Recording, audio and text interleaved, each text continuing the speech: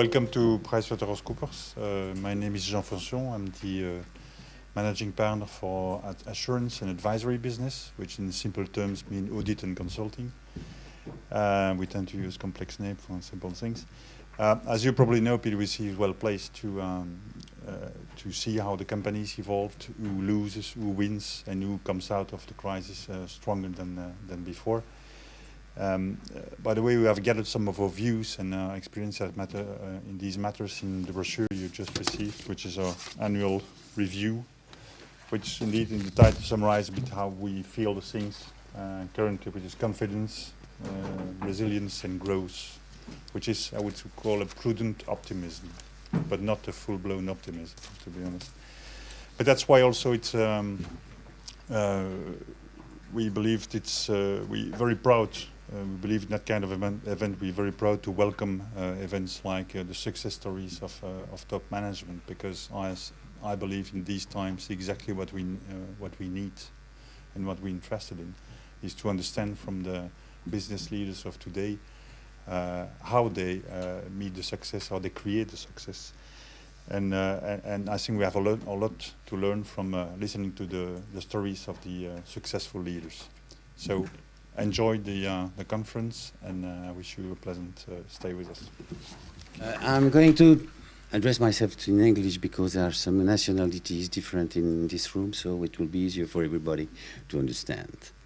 Okay, you know that top management has started the success stories now about 1.5 years ago, and the idea was to prove that even in a crisis period, crisis times, there are always companies which are successful. So we decided to give 20 minutes to say how and what they do. And tonight we have the pleasure to welcome 3 CEOs who are successful, and they're going to tell you how they are successful within 20 minutes. Okay?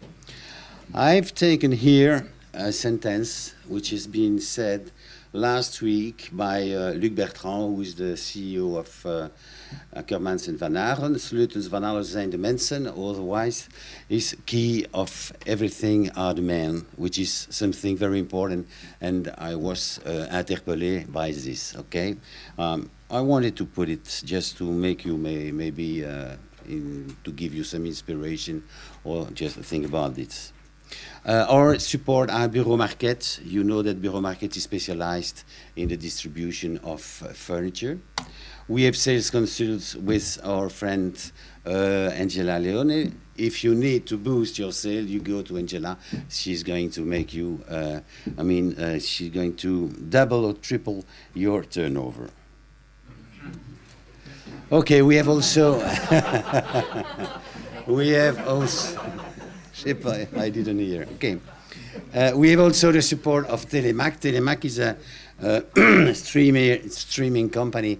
I mean that you see behind you, there is a camera who is going to take every speaker in video. This video will be put on topmanagement.tv and on YouTube.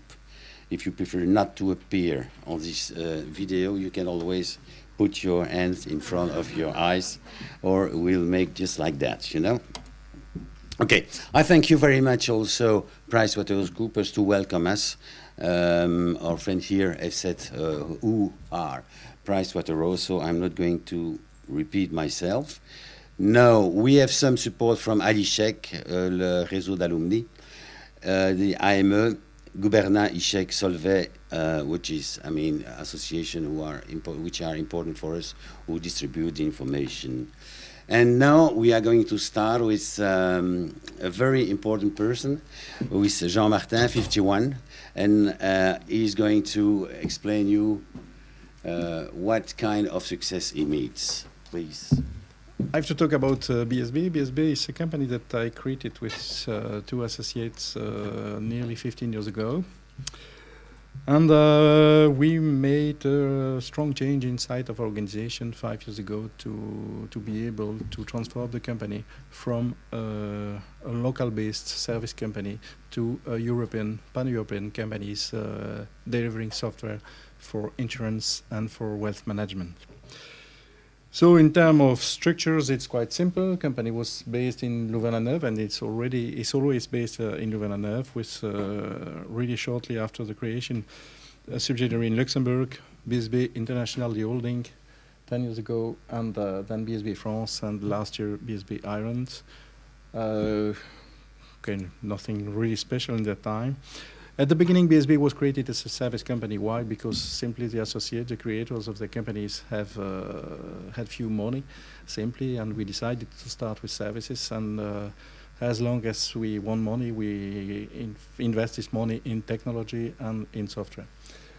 One of the main choice that we did creating the company is always to be an early adopter in technology. In the 1996, we chose the Java technology. Now it's normal, everybody is talking about Java today, but when we decided to take this choice, it was really early. The technology was only in the laboratories, and it was, in fact, a choice that was really structuring for the company, and one of the key points for the development during the first years. And it's the same during all the story of the company. At the beginning of 2002, we go to service-oriented architecture, and we invest strongly in that. Just after, we go to rich internet application. It's quite an ugly word, but it's quite simple. Before, you have chose to have something really usable on a personal computer, or really something not usable through the internet, through the web. But this is technology that mixed the best of both worlds. And so BSB is always investing in technology, and this is a key point of our strategy, to be one of the earliest companies adopting new technologies in Europe, and especially for publishers, editors, for the financial sector. At the beginning, service. As soon as possible, we started software edition. And we had an opportunity to start that just before the euro and the change of the century. And this is the first product, so Yama will talk about that in a few minutes. And 5 years ago, we started the second one, which is SoLife, dedicated to life insurance. Quite important for us, 2006, we started a strategic plan. We decided, in fact, just before, we were 150 people, and we have 7 different jobs. This means that in every job we had a too small team to be successful at European level, and we decided to choose, in fact, between our activities, which activities has a future at a pan-European on a pan-European market. And it was a strong thing that I will detail just after. And in July of the worst year for initial public offering, we started on AltaNext with, I think, the greatest risks that we took, because we went to the market to receive around 5 million euros for 18% of the shares. But the only bank that did such activities in Belgium was the Coopting Bank. And so in July, we received our 5 million, so we were really happy. And we had a really big change that at the end of July, I decided to change the bank, because before my holidays, I felt that the Coopting Bank was not so good, and we decided to put all our money in another bank, Chance, because during our holidays, Coopting disappeared fully. But as a good Belgian, which bank did we choose? Of course, Fortis.